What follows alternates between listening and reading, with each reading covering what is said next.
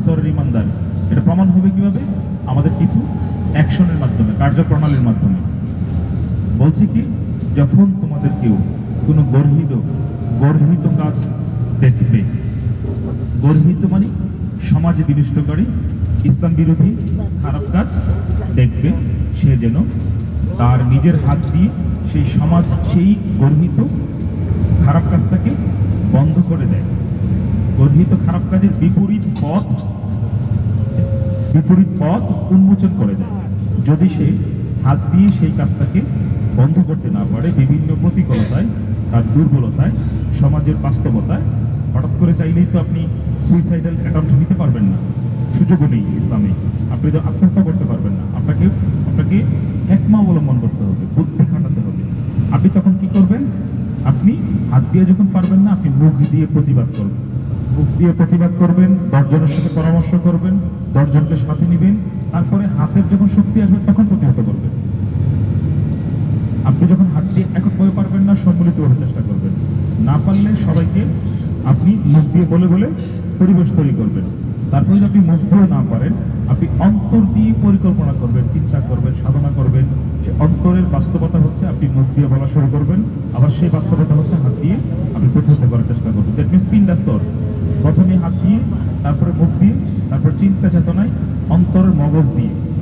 এই 3টা স্তরের সর্বনিম্ন স্তর হচ্ছে আমরা অন্তরে মনে মনে বা নিজের জায়গা থেকে পরিকল্পনা করার যে জায়গাটা, চিন্তা করার জায়গাটা, এখান থেকে যে কাজটা, এটা হচ্ছে সর্বনিম্ন স্তর। আমরা এই স্তরে না যাই। আমরা আশা করছি এখন আমাদের বাংলাদেশে ইসলাম বিরোধী বা সমাজের খারাপ কাজ, যে কোনো একটা কাজ এখন আমরা চাইলে মুখ দিয়ে অন্তত বলতে পারবো। অন্তত বর্তমান প্রেক্ষাপটে, বর্তমান পরিবর্তনের পর এই সুযোগটা আমাদের হাতে এসেছে। আমরা চাইলেই যে কোনো খারাপ কাজকে সরাসরি প্রতিহত করার মতো আমরা মুখ দিয়ে প্রতিবাদ করতে পারবো ইনশাআল্লাহ। এটাকে আপনাকে দীর্ঘস্থায়ী করার জন্য আপনারা সামাজিকভাবে প্রত্যেকে ইসলামটাকে যেন প্রতিষ্ঠা করা যায় সেই চিন্তা করবেন, সেই নিয়ত করবেন, চেষ্টা করবেন ইনশাআল্লাহ। আপনার নিয়ন্ত্রণে যতটুকু আছে পুরোটা আপনি কাজে লাগাবেন। আমরা এয়ারপোর্টের কাছে চলে আসছি। বাম পাশে দেখেন টার্মিনাল দেখা যাচ্ছে, এয়ারপোর্টের বিমান সব দেখা যাচ্ছে। আমরা চলে আসছি এয়ারপোর্টে।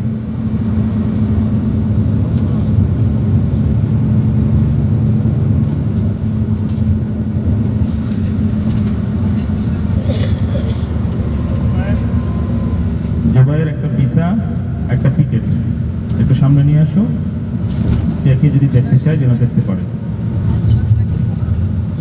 একজন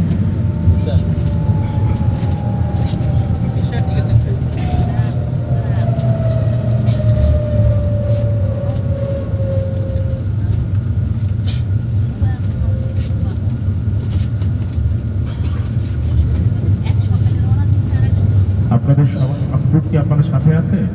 আচ্ছা, আছে। পাসপোর্টটা জরুরি, বাকি কোনো কিছু খুব বেশি জরুরি হবে এরকম না। আপনাদের এখানে পাসপোর্টটা মূলত চেক করবে।